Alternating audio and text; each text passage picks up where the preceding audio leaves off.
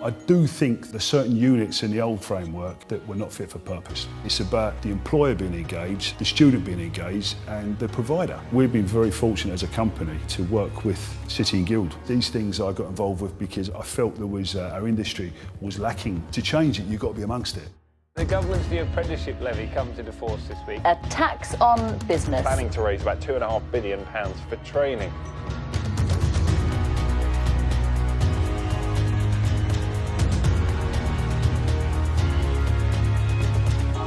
The levy will mean that we'll be able to spend by 2020 £2.5 billion on apprenticeships.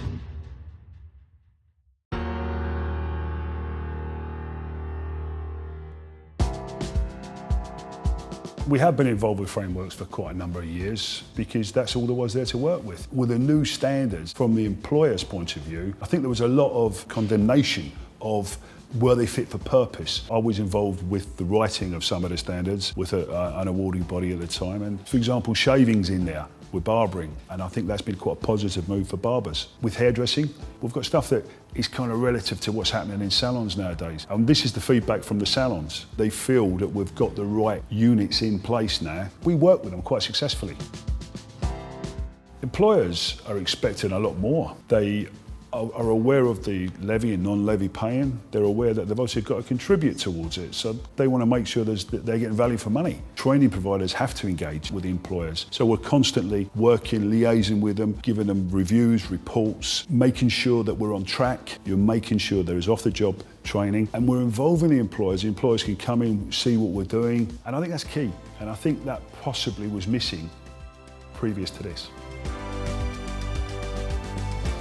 Working closely with employers, you can plan the curriculum, you can tailor-make it for their salon. Accountability is massively important with the 20% or the 1 day a week, whatever you want to call it. A student can come in 3 days a week with our college that we run. It's got to be done during their working week, their paid hours. As long as that student is doing off-the-job training and that is documented and it's proven, that's very key, because I think there's been a lot of misunderstanding with that. There's a three-way partnership here. The employer has to buy into it, the student has to buy into it, and the provider has to buy into it. And let's plan it, let's put it within the curriculum, and let's work with them. And that's what we're doing. We have the endpoint assessment that's coming in. That's something that we really have to work closely with the employers to make sure that they are ready for that gateway, that the employer totally agrees that their student, their apprentice is ready for that final endpoint assessment. I sit as chairman of the board for City and Guild in Barbering. I'm also on the industry board for hairdressing, so I work very, very closely with the awarding bodies with the planning of the endpoint assessment. We've done some tutorial videos that will go out to all the colleges. It's about making sure that candidate is ready for that endpoint assessment. The governing bodies will have certain things that the candidate has to achieve. The grading system at this particular moment in time is quite interesting. We were recently Ofsteded, and they're looking that the student is aiming for the highest possible grade they can. So again, we need to relay that to the student, that the students are aiming for not a pass, they want to get the best grade that they possibly can. One of the things that we got involved with the endpoint assessment was making sure that the numbers aren't too great for the endpoint assessor,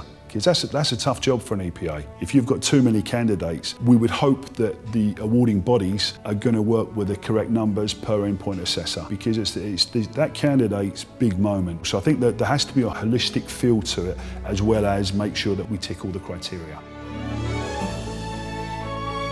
My advice to any training provider that is running the new standards for the very, very first time, work closely with the employers, keep them informed every single time. With the candidate, make sure they're inspired, make sure that they are getting the correct training. It's very, very key that during every single lesson that we are preparing that candidate for the endpoint assessment. And if you build it into your daily routine, then by the time the candidate gets there, they'll be fine with it.